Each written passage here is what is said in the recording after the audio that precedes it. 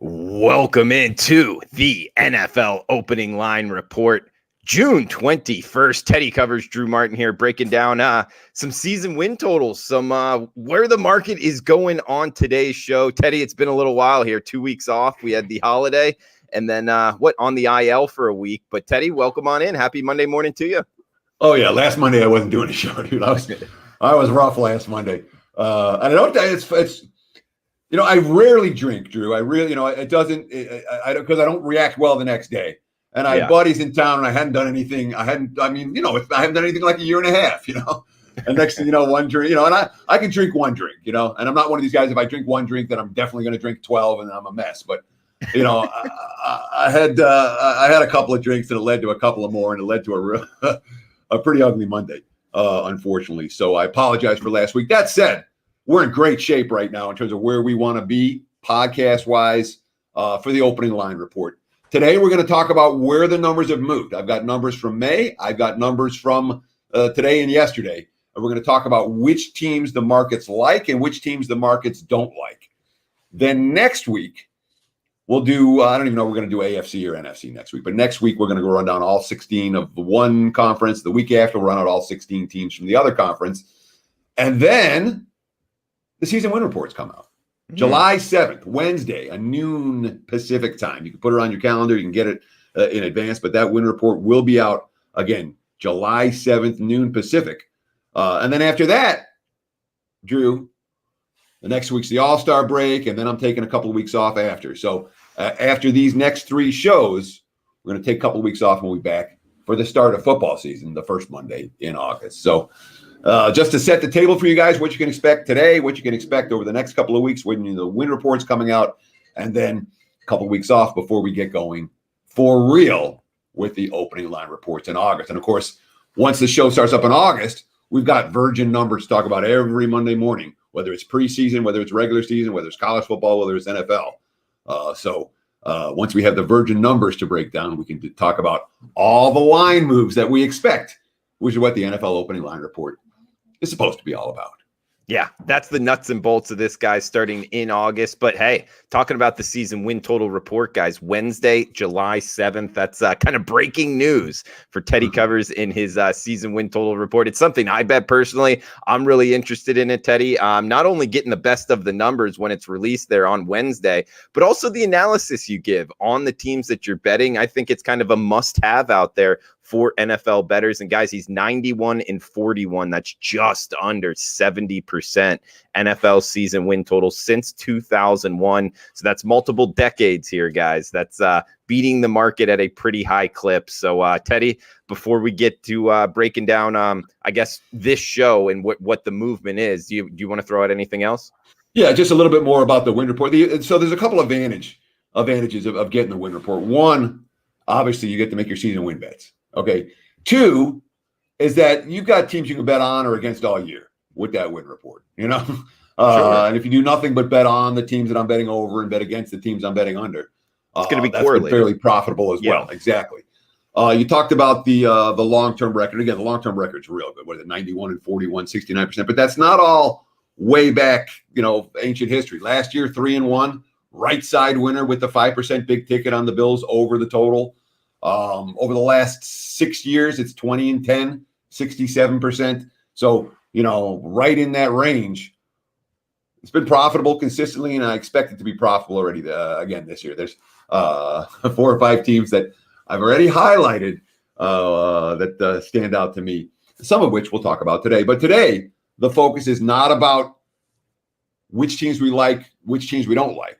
Today, the focus is on who does the market like and who does the market not like, because that's going to tell us what we want to bet now, what we can wait, et cetera, where the markets are moving, a crucial factor in determining when you want to place your bet, not necessarily what bets you want to make, but the optimal time to make those wagers. When we're sitting here in June and the season doesn't start until September, there's some room for good advice and good analysis there. That's what I'm going to try to do today.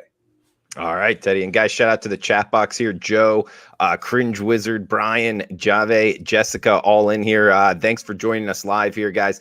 Each and every Monday, right here on the WagerTalk YouTube channel, 10 a.m. Pacific time. And Teddy, you sent over this chart here.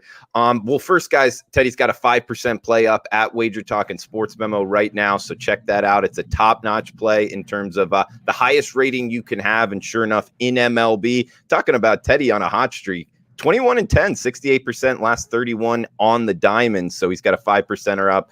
Check it out, as well as a free play written up in the Cleveland and Chicago Cubs game today. But Teddy, you sent over this chart here with the NFL, what movement in the marketplace. Do you mind just kind of explaining it? Not only for me, but if, a casual sports bettor out there might not understand everything that's going on here. Sure. And this is not a public chart, so I'm not going to put it out there. I got it from a good friend of the program, who I like to say his name, but I can't and won't at this time, but it'll come. But basically, the concept is this. Post-draft, we had a marketplace. Let's talk. I've got numbers from May 10th that are across sports books. So it's not one book and then their number. It's averaging a bunch of sports books together, factoring in the juice with the win totals themselves. Remember, 50 cents worth of juice is a moral equivalent of a half a win. So a 9 at even money is the same thing in my numbers as an 8.5 over minus 150. 9 over even money. That's the same better. It gets graded the same here. So I've got all the numbers from the second week of May, and I've got all the numbers from of the last 24 hours with multiple books on both sides of the equation, which gives us a pretty easy look to say what teams are taking over money right now, what teams are taking under money right now, and what teams are the market's just not doing a whole lot with in early betting. Now, again, I got May 10th numbers. I've got June 21st numbers. Between now and the start of training camp, we don't see a ton of action in the NFL betting marketplace. We really don't. I'm not going to say these numbers will get stale, but the majority of early move, pre-training camp move that we're going to see, we've already seen. Okay. And the next time we expect these markets to really start jumping around is the beginning of training camps, which is a month from now. So this next stretch right here is kind of a dead period. That's why I like to release my NFL season win report during this span. And it's why I chose this week to go through the line moves to talk about where the initial market moves have gone and perhaps what we can expect in the future. But those initial market moves they're kind of a one-shot deal. You're not convinced that the markets are going to continue moving in this direction, but they already have. Hence, there's a decent chance. Normally in the NFL win marketplace, when the money starts moving in one direction, it doesn't come back the other way, barring injury. So, we'll get an idea of where these markets are moving right now as we go through these teams. Again, just a basic analysis of the markets had the Bills at 10.7 wins a month and a half ago, and now they have them at 11.2 wins today. There's clear support for Buffalo in the markets. That's what we're going to look for. Teams like the Bills. They're not the only one that has seen marketplace support over the course of the last 6 weeks. Sure, Teddy. And where do you want to start here? Towards the top, just kind of Tampa Bay with Arians from 11-7 to 11-9. We got also Baltimore, I guess. Yeah, absolutely. I mean, let's talk about the teams that are taking money. Okay. And then we'll talk about the teams that the markets don't like so far. And certainly at the top of the list is Tampa Bay. I'm not seeing a ton of wise guy money for Tampa Bay, but Tampa Bay is the ultimate public team this year. Any casual bettor, recreational bettor that's going to a sports book and betting win total is betting the Bucs over. They will be, in terms of public teams, like the Patriots are always a public team with Brady. Tampa's going to be that team this year. If you like the Bucs to go over the total, that's one that I would bet sooner rather than later. And of course, the same thing with the Bills. I talked about Buffalo. Buffalo's gone up as much as any team since the openers. A full half win move. Yeah. Towards the Bills, and they're over. I don't disagree with that at all.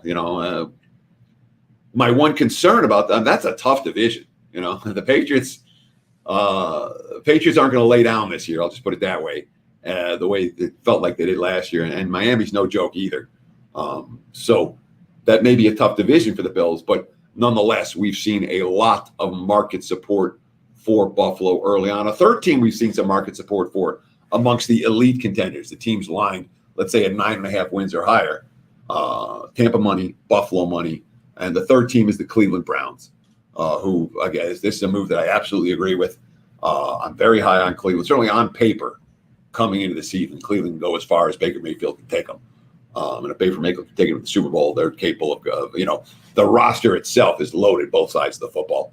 So we have seen some Browns money over the tune of a quarter win for Cleveland with the money. Again, and that's juice being factored into the equation. But certainly amongst the elite contenders, Tampa, Buffalo, Cleveland, they've all taken over money on their season win totals. And in the next group, teams that are also in that 9, and they say 9 line at 9 or higher, which you could say calls sleeper. They're absolutely, the Chargers are one, and the Vikings are another. And I agree with both of those moves, frankly. The Vikings were one of the first teams that I had on my short list. Unfortunately, if Minnesota makes the season win total report, I'm not going to get the very best of the number with the Vikings. They're sitting now at, let's say 9.1 from an 8.8. So they moved up a little more than a quarter of a win. And the Chargers, deservedly so. I mean, the Chargers have made some nice offseason moves. They certainly showed signs down the stretch last year. I'm not surprised they're a hot team in the markets. They've moved also a little bit more than a quarter win up on their season win totals. And Teddy, one question here, because all the way down, and I know you were hitting the kind of the top notch of the NFL teams and then a little bit of the middle, but at the bottom here, we're seeing Jacksonville taking a little over money. What do you think that has a little Trevor Lawrence kind of Urban Meyer sexy factor here? What do you think's behind that? Yeah, I again, it's not a big move towards the Jags. And if you're going to ask me top of my head, is this Jags move a wise guy move, or is the Jags move a little bit like the Bucs, where there's, just the recreational bettors come in and they're liking Jacksonville this year? It feels to me like a little bit more of the second as opposed to the first. I'm not seeing a ton of wise guy support for Jacksonville at over 6.5 wins. And again, we have seen some over money for the Jags. It's not a significant move towards Jacksonville, not as much as, say, some of the other teams near the bottom. The Giants over has taken a fair bit of money. The Chicago Bears over has taken a fair bit of money. The Atlanta Falcons are a team that's taking over money, and some of the Washington football team over as well. Not a ton, but some Washington over, and those moves feel to me to be more wise guy-ish than the support for the Jags. Certainly, that Giants move stands out to me. Big move towards the Giants. They're again. Not crazy, but across books, we've seen a fair bit of support for a G-Men team that, again, they look loaded on offense. We'll see if the defense can stop anyone, and we'll see if the quarterback play lives up to expectations. Danny Dimes didn't exactly have a great sophomore campaign for the G-Men, but they're certainly a team that is attracting some betting market attention right about now. I don't disagree with that. The Giants on paper look to me to be a 500 level team, and they're not priced that way in the markets as of yet. Yeah, if he can make some steps forward after the offseason, you can see why the Giants are taking some over money. And guys, shout out to the chat box here. Jonathan saying he likes the Browns and the Chargers, picking both to win their division. We got some questions in here. Guys, feel free to fire out questions on the WagerTalk YouTube chat box here. We'll try to answer them on the show. And thanks for everybody for joining us. Please smash the like button if you guys are liking the content here. Teddy, what about some teams maybe taking some under money on the chart? Baltimore, the market not liking the Ravens here. Is there any other teams kind of catching your eye, taking some under money? Yeah, and we're not seeing a big under move towards Baltimore. Again, we're talking about 6 weeks worth of time. We've seen, the majority of these teams we're going to talk about, they moved a quarter win or 0.3 of a win. I talked about the big move being half a win, and a half move win is a pretty big move. Over the summer in a season win total marketplace.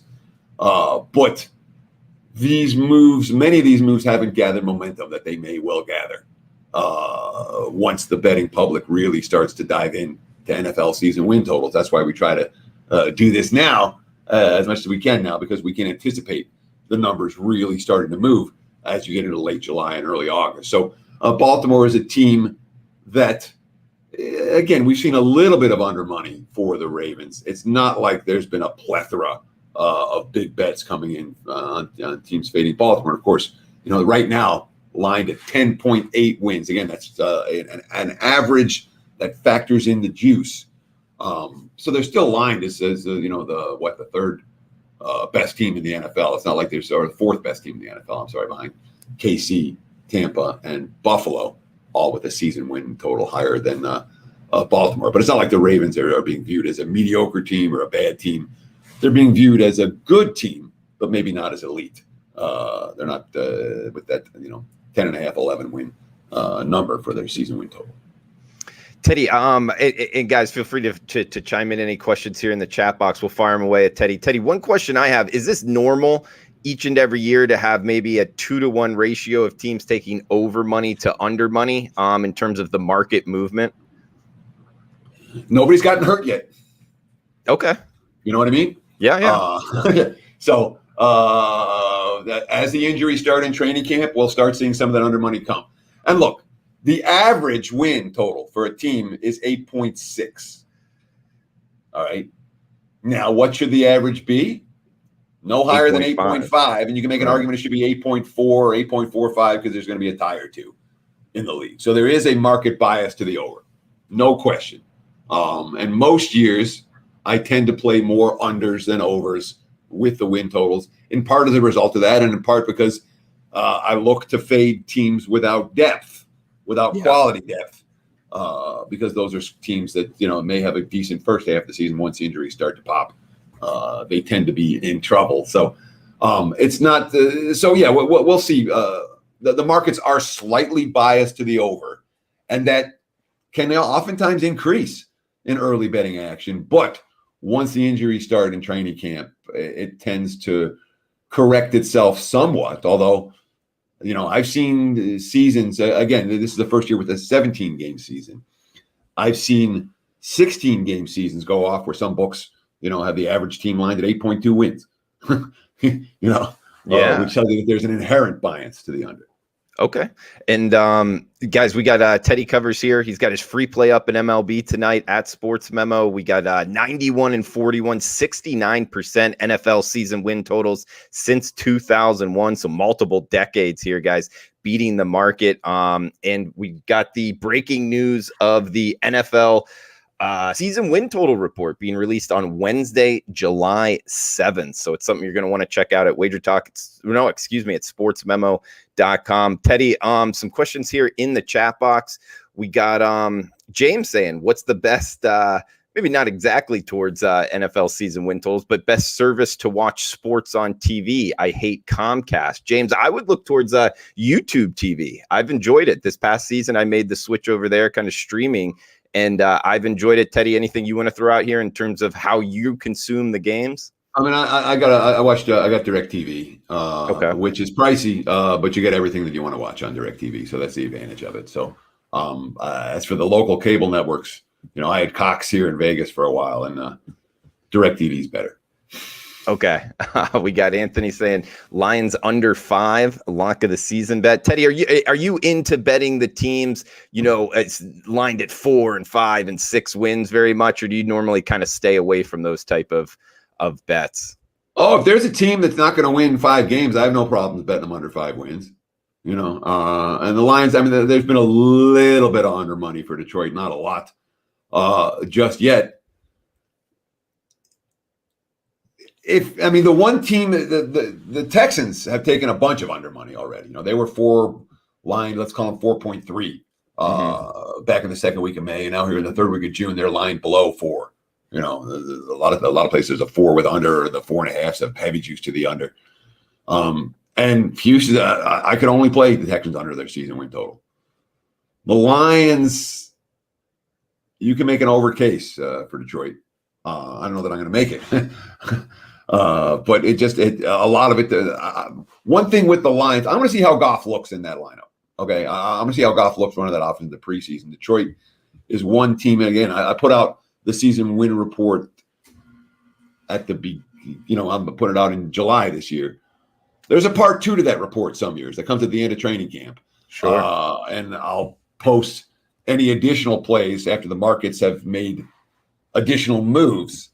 And the Lions are a team I'm fascinated to watch in the preseason. I'm not convinced they're going to be any worse than they were last year, and they might be better. Teddy, it's not a lock for me. Detroit under 5 wins. But good luck if you bet it. We're picking up what you're laying down, Teddy. Teddy, we got some guys asking about the Eagles and the Patriots. Some interest there. And anything you can shout out in terms of market movement on the Eagles or the Patriots? Sure. Well, Philadelphia's been pretty flat. There's been a little bit of over money towards Philly, but when I say a little bit, I mean a little bit. They're still lined with juice under 7 wins. You're not going to catch me betting an Eagles ticket over this year. I did not like Philadelphia's offseason, and there's a decent chance Eagles under will be on my season win report. That's certainly on the short list as we speak. As for the Patriots, they're interesting. They are. They're interesting because, I could tell you flat out, I don't know what I'm going to do with New England. I'm not likely to make a season win bet on New England. I would not be surprised if they end up being a better team than expected this year. I would not be surprised if they end up being a worse team than expected than this year. Going through their offseason moves, everything makes sense. It's the Belichick way, et cetera, et cetera. There are things to like, and yet,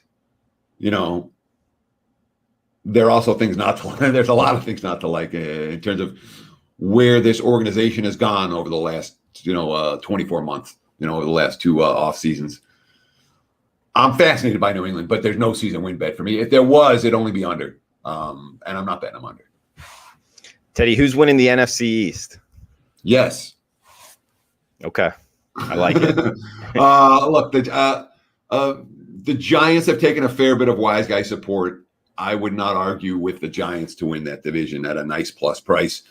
Dallas and Washington are going to come in as, Dallas is the favorite, Washington probably the second favorite. I'm not sold on either one of those teams necessarily. So I would be, if I had to make one bet at current prices, it'd be the G-Men. Nice. Okay. I'd look towards the football team or the G-Men as well. So good stuff here, guys. Huge shout out to the chat box. Like always, you guys bringing it. Guys, make sure to check out Teddy's 5%er up in MLB going tonight. He's hot, 21-10, 68%. His last 31 in MLB, and of course that NFL season win totals package. That's something you're definitely going to want to check out here if you like betting the NFL. 91-41, that's 69% since 2001, multiple decades, guys. It's something I bet personally. Can't wait to read it, Teddy. Anything else you wanted to throw out here, Teddy, before we shut this down? Yeah, there's a couple more teams that have taken under money that we haven't touched on. Okay. 3 in particular, and one of them is interesting, really interesting to talk about. The first one is the Miami Dolphins, who the markets are saying overachieved last year, and nobody trusts Tua right now. And then Tua came out in that first training, mini camp and threw 5 interceptions or 6 interceptions, and all of a sudden there was all this anti-Miami money, even though the point of the drill was to push the ball downfield, and he was trying to fit balls into windows. That speaks to how good Miami's secondary is. But we have seen Dolphins under money come in. I do not agree with that. If I'm playing Miami, I will play them over their season win total. And Denver's been such a fascinating choice because Denver the Brett Favre rumors haven't slowed down for the Broncos, and everyone the markets.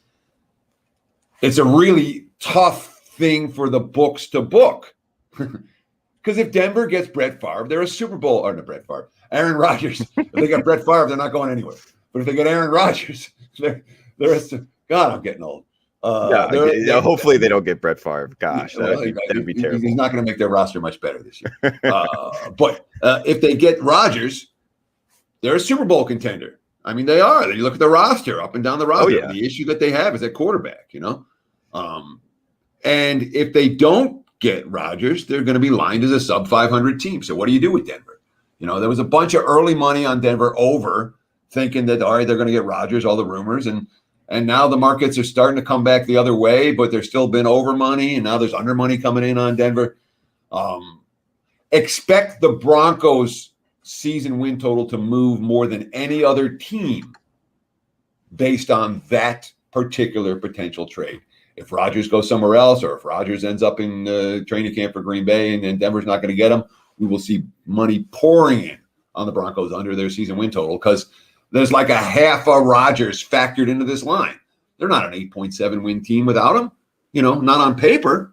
And with him, they're probably more like a 9.7 win team. So it's like they priced in Rodgers to Denver kind of halfway or a third of the way.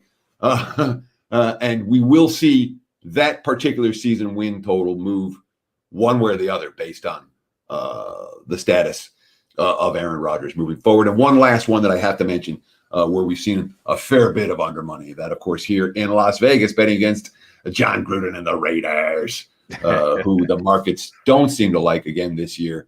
They haven't liked them in any recent season. This year's no different. And that, to me, I think has everything to do with the fact that the Raiders have a very different draft board than most other teams do, and continually take players that the markets don't think they should be taking with high draft choices, as well as the decimation of their offensive line this past offseason, which the markets don't like at all. Teddy, I got a question for you. Talking about the Dolphins and Tua and the interceptions. I'm with you. I actually just watched a press conference from Brian Flores this morning and how he wasn't worried about Tua. He said Tua's actually improved from last season. So take that for whatever it's worth with the head coach saying that. But the question I have, because Tua could be considered a little bit injury prone, I guess you could say, and going towards the Dolphins backup quarterback, what you think of that situation? I believe it's Jacoby Brissett. And do you bring in backup quarterbacks into your season win total bets in the NFL? Sometimes I do, especially when I'm betting unders. If a team doesn't have a backup QB and they have a bad offensive line, doesn't matter what quarterback they have, their offensive, that QB is going to get hurt, and then you can get a bet against the backups. Right. So absolutely, yeah, the backup quarterback position is very much a piece of the equation with these win totals. That said, I mean, look, they had as good a backup quarterback as you could have last year. And Fitzpatrick, who was the starter and the backup and the starter, it doesn't get any better than that. But Brissett's not so bad. He's been a starting QB in this league. He's someone who I trust to win a game or two or three. He's not a bottom tier backup quarterback. He's not like your Reed Sinnett, the third stringer. If he plays, Miami's in trouble. Okay.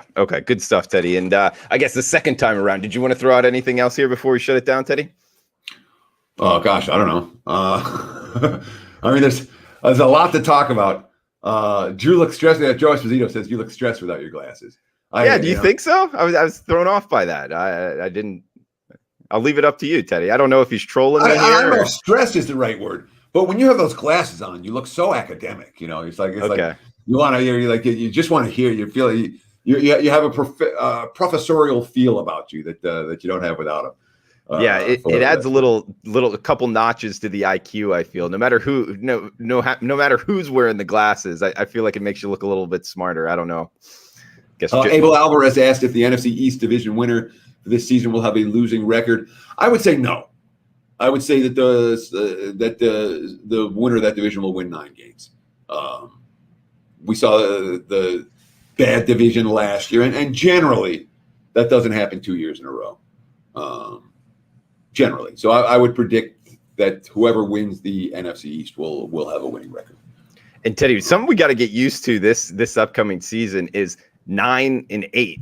Not 8-8, 9-8. It's going to throw me off here. It's like getting used to the Washington football team or the Los Angeles Chargers. I don't know if I'm ever really going to get used to saying things of that nature, Teddy. I wouldn't get too used to it, because we all know where this is going.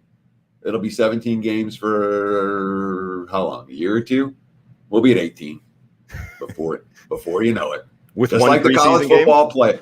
Well, they'll still have 2. They'll have one game to get the starters to play a half, and the other game to figure out who